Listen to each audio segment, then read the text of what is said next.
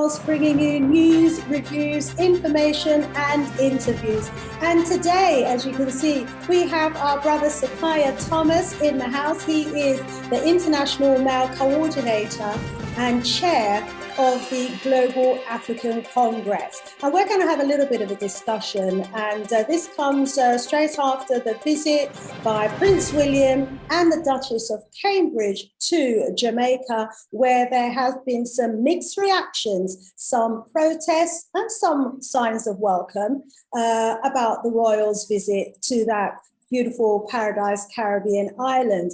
However, what they also met with ahead of their visit was an open letter that was dated the 20th of March 2022. It was actually signed by 100 Jamaicans and individuals and organizations. And in this open letter, they were basically saying that as far as they were concerned, this so-called celebration to mark the 70th anniversary, the Platinum Jubilee of the coronation of the Queen as the head of the Commonwealth, and the 60th anniversary of Jamaica's independence is nothing to celebrate.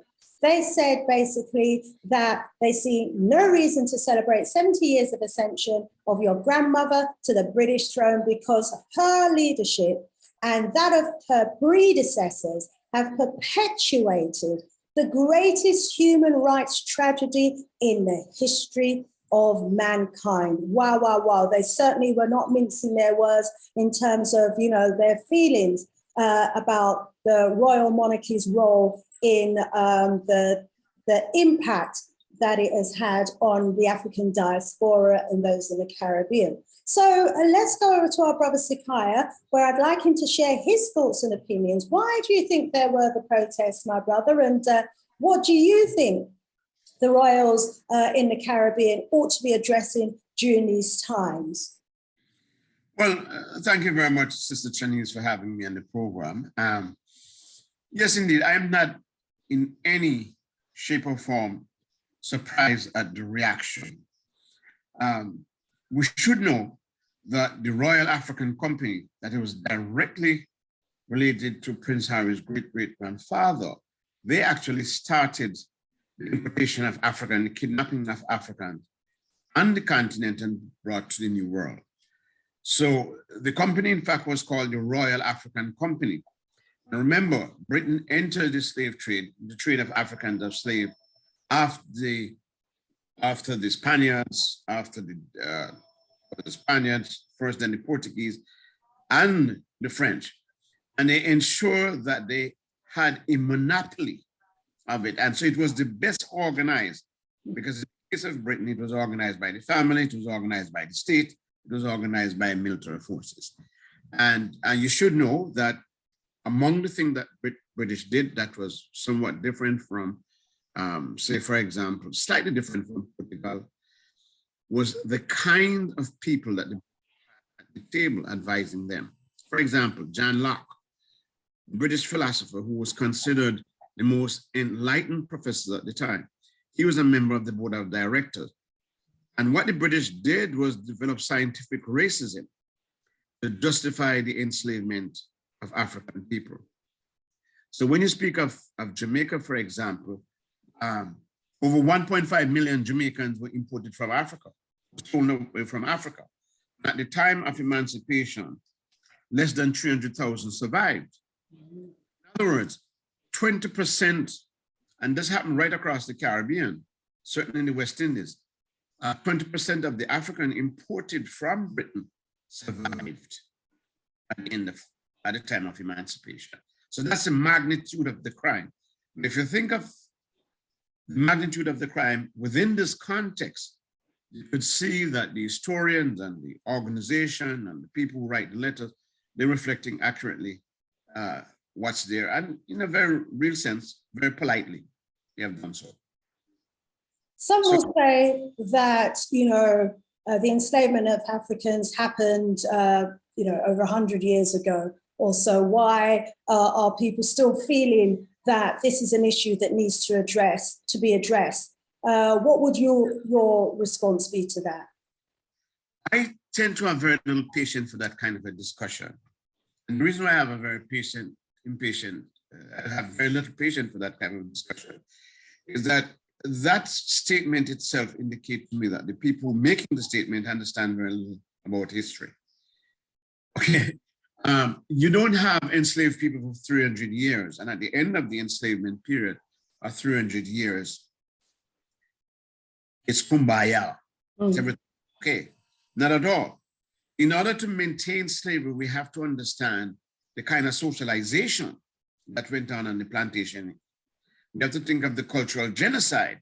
We have to think of our behavior today, the manifestation of the socialization, the psychological damage, the emotional damage that exists on the plantation exists today within our family, within the African movement. It's right around us how we view, how we respect, how we relate to each other. Those are intergenerational trauma. So to talk about slavery ended a long time ago, and therefore it's another form of insult to our intelligence, as if we do not understand exactly the development of human history and the carrying over of one idea from one generation to the next. So it's, to me, it's rubbish to talk about it happened a long time ago and therefore we should forget. We have to understand, why is it? Notice that the people who talk about we forget, they're not talking about how the slave trade was organized in the Caribbean for maximum amount of profit, and the wealth from those profits developed British society that is accountable and responsible for British wealth today. So why don't we forget, are they forgetting about the wealth that was created in Britain or in Europe or the Americas? So it's they're cherry picking on the issue. It's a one-sided argument that I personally have very little patience for. We hear you on that. And, you know, some may ask, well, how can, you know, the impact of that really awful period of enslavement be redressed today? What kind of action and what sort of proposals would you have expected Prince William and the Duchess to be putting on the table as they go around the Caribbean countries on their tour? I would have hoped that this generation would have understood how underdevelopment takes place. And with the maximum amount of wealth extraction from the Caribbean that we're split, in the case of Britain, for example, they would have recognized that they have a debt. But in terms of economic development, they could look at our educational system, they could look at our healthcare system, they could look at the whole existence of humankind and realize that where we are is directly related to what they have done for 300 years. And so what William and Kate should be doing as part of the modern monarchy they intend to continue is to sit down with the people in the Caribbean and saying, we have done an enormous amount of criminal activity to you, and let's begin to negotiate the process, especially since you have a British government who are quite reluctant to come to the table. They should be acting as broker to say, let's begin to see how we could remedy the situation that we have created. Anything outside of that, the Caribbean people have done what is correct. Send them home. And the Caribbean people are extremely polite. They're extremely polite in how they have managed this issue. But I think they're running out of patience. Yes, indeed. And the protest certainly looks that way. There is no mention of reparations. There have been calls for reparations for decades now. And, you know, this has been kind of brushed under the carpet by successive governments. And, you know, this could have been an opportunity for them to have tabled the whole issue about reparations and how they could repair the damage that has been done, as you're saying, you know, in terms of the underdevelopment of the Caribbean countries and Jamaica in particular that we're talking about. But there was no mention of reparations. Do you think that this is an unforgivable oversight or just another opportunity to, you know, raise it as something that the diaspora, Caribbean countries, CARICOM and Africa expect at some point that these governments are addressing, and the monarchy also is turning its attention to? Well, you know, the British in particular, the whole Europeans, but the British in particular have a long history of ignoring, of denying, of ignoring the demands for justice. And it's written there in British history.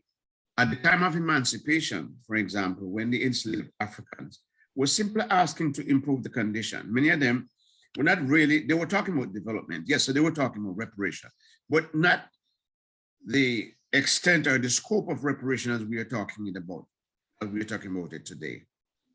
And when they demanded reparation, what was the British response? More repression. That's what they did. And that has been right through the history of Britain.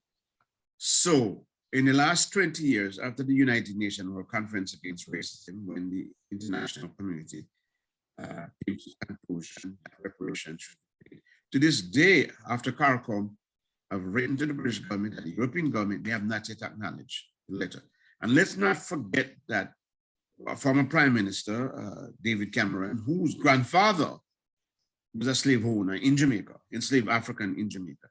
He went to Jamaica with his insulting self by offering to build prison, to take Jamaicans who are in London and to build a bigger prison in Jamaica and tell us that we should forget about reparation. Last year, the British High Commissioner in Jamaica is saying the same thing, we should forget about the past. So you could see why the people in Jamaica and the Caribbean is responding the way they are, because their politeness is taken for granted. Their politeness is seen as weakness. So the British think that they could quietly wish this thing away by not addressing the issue. That's not going to be the case, because what is happening, in fact, it is mobilizing people, not only in the Caribbean, but globally, and not only Africans. Reparation activists are seriously begin to talk about the reluctance of the British to come to the table, and therefore we must begin to see how we are going to mobilize international allies in order to make this a reality. And so the reparation movement is gaining momentum. The more they resist, the more I think the reparation movement is gaining momentum. Thank you so much. So there's no getting away from the issue of reparations. The demands are just going to get louder and louder. And so, you know, the advice to those who are, you know, advising the Queen and the governments is that they need to look at reparations seriously, and they need to apologize as well, because I don't believe there's even been an apology. The least would be an apology, and that would start the process of maybe some of the healing that needs to take place. Well, Brother Sakaya, let me go to you for a last few words. I was in Barbados in last November when Barbados made the transition to a republic. I heard myself, never offer an apology. In fact, listen, Prince Charles' word. Prince Charles' word was very similar to what is named the debate that took place in British Parliament in the 1780s, when they were talking about Justine and in the nation of Britain. He talks about regret. They have not offered an apology. Prince Harry have not offered an apology. They're talking about regret. So and Prince William on his visit didn't offer. Prince William, that's right. That's right. So you could see the reluctance to acknowledge the crime. They try to get around it. And the more you're going to get around it in today's age, I think you're only going to irritate people, demonstrate that you're not sincere, and nothing's going to stop. The Caribbean people are ahead of the agenda, and it's no amount of wishful thinking can let this go away. So it's time to sit at the table very seriously and begin to negotiate a reparation package. Yes, indeed. And, you know, what are your sentiments about what's happening on the ground at the moment around the issue of Jamaica becoming a republic, maybe following in the footsteps of Barbados? Well, as I said, I was in Barbados last year, and I recall there were so many newspaper journalists was calling to get in comment from us, demanding why is Jamaica taking so long. I could tell you this much, that the people are light years ahead of the government. So the government is being pushed, being forced I heard over the news this morning where Prime Minister Andrews is talking about, well, we're going to reform and so on and so forth. But there's no holding back at this point. Once Barbados is taking the lead, there's simply no holding back. And, you know, the thought decision is that if you really think about the principle of white supremacy, if you think about the social construction of inferiority and superiority, do you want a better example of what is considered superiority and inferiority, that you have a white woman as head of state for a Black nation that we have nothing in common with? That level of institutionalization of racism and white supremacy has to come to an end. It has taken too long, far too long. These are people with a history of enslavement. As the letter stated, these are people who are engaged in some of the most brutal and worst crime against humanity in all of human history. We have even talked about the genocide of the Aboriginal people in the Caribbean. That was created as a result of this. So what does it take for you to recognize that your time is up? And for you to throw in the towel, and let's begin to look at the whole question of reparative justice. Thank you so much. Thank you, Brother Sakaya, for sharing your thoughts and opinions with us. Have a great day. One love. Family, please like and share the video. If you haven't already subscribed, please do. Sister Shanice out of here for now. One love.